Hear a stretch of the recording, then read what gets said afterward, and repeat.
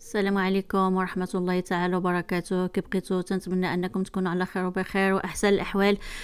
اليوم ان شاء الله غادي نقدموا واحد الحاجه اللي اي واحد يقدر يصوبها بطريقه سهله وبسيطه وما تطيحش غاليه، واللي تنحتاجوها في الدار، في الغرف، في الصالونات. اللي هي هذا اللي باش نهزو الستائر ولا اتاشغيدو ولا لي زومبغاس.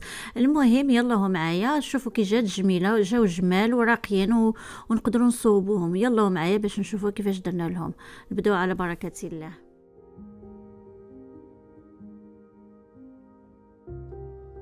غادي نحتاجو الكرتون، جوج قطع ديال الكرتون، وغادي نحتاجو لهذا الرسمه هذه ديال شانيل اللي تقدروا نتوما تخرجوها عبر الانترنت ولا المهم. انا رسمت هذا الرسمه هنايا، ومن بعد غادي تشوفوا انني غادي نقطعها.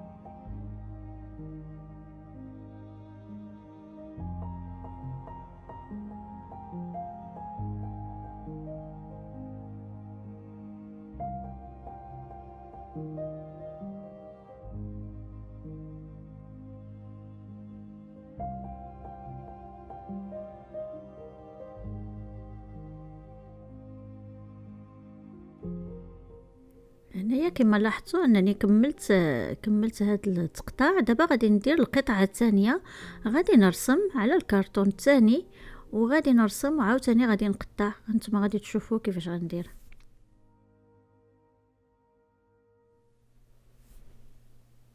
هنايا غادي نلصق القطعه الاولى مع القطعه الثانيه غادي نلصقها بالشمع.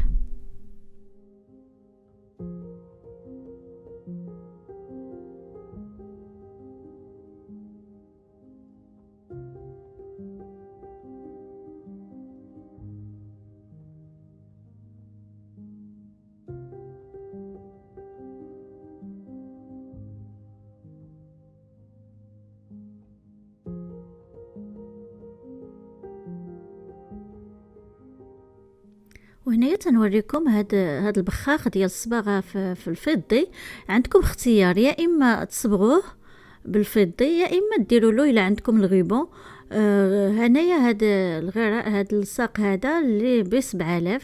وانا قلت لكم بالنسبه للغيبون اما تلصقوه بالغيبون، الغيبون هكا فضي، ولا الى عندكم ديال ساتان ولا المهم، ولا تصبغوه كما قلت.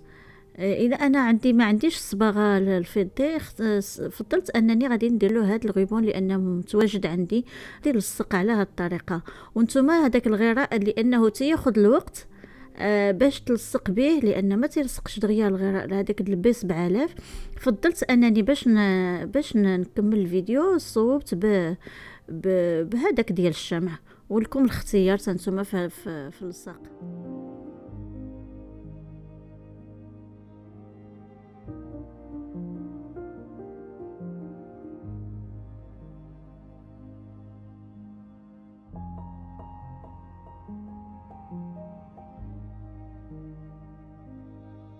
وهنايا كما لاحظتوا انني بديت ندور بديك الغيبه، غادي نبدا ندور على الجوانب كلها حتى نكمل.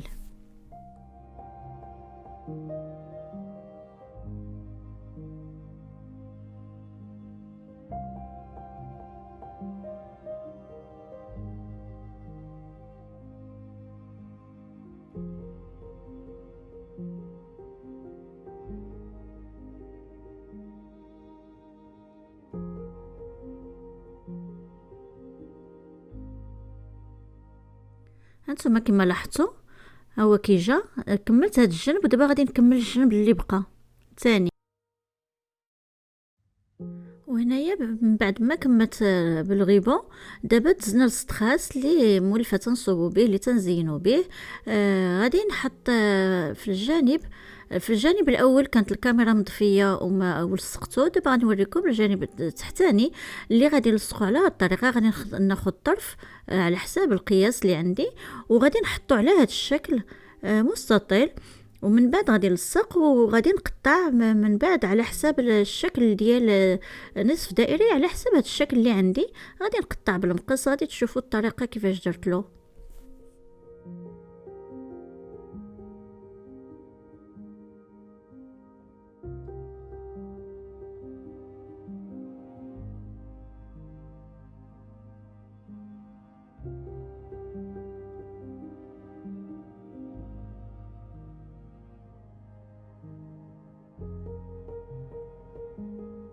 دانا نتوما تشوفوا تنقطع الجوانب وتنلصق في نفس الوقت.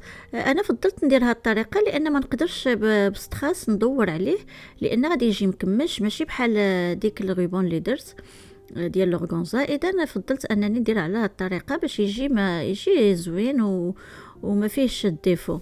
اذا غادي نستمر، غادي تشوفوا من بعد عاوتاني غادي نقطع في الوسط وغادي نكمل.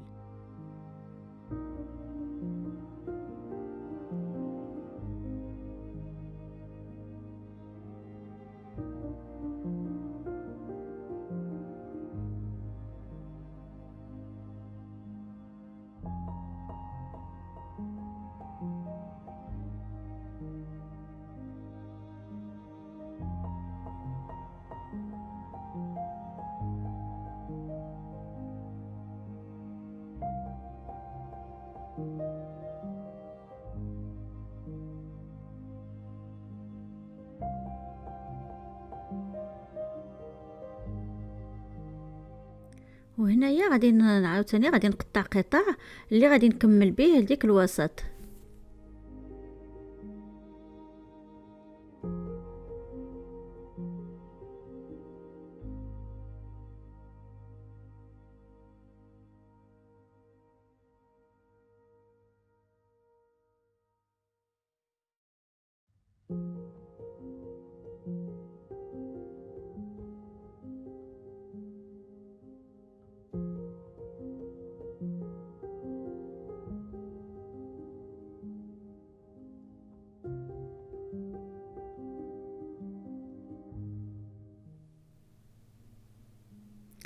وهنايا غادي نستمر، غادي ندير حتى من اللور، لصقت حتى من اللور باش يجي ديك الشيء نقي.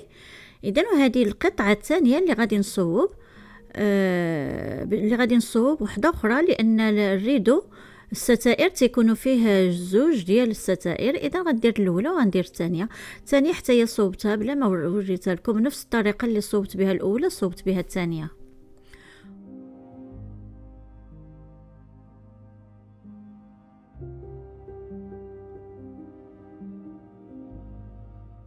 وفي الاخير غادي ناخذ هذا الغيبون اللي غادي ندير به، هو اللي باش غادي نعقد به ديك الستائر اتاش غيدو. اذا غادي ناخذ القياس اللي بغيت.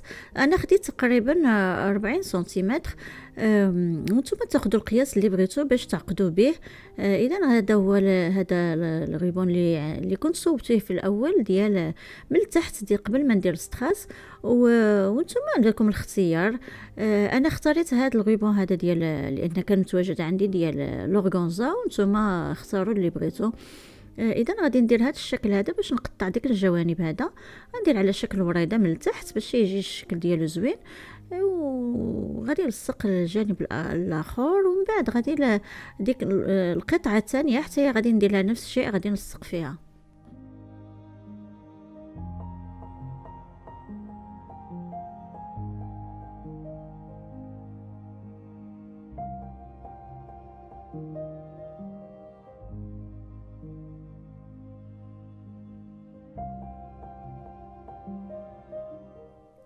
اذا انتم تتشوفوا هادو هما الغيبون، هادو هما باش غادي نجمع ديك الستائر ونعقدهم.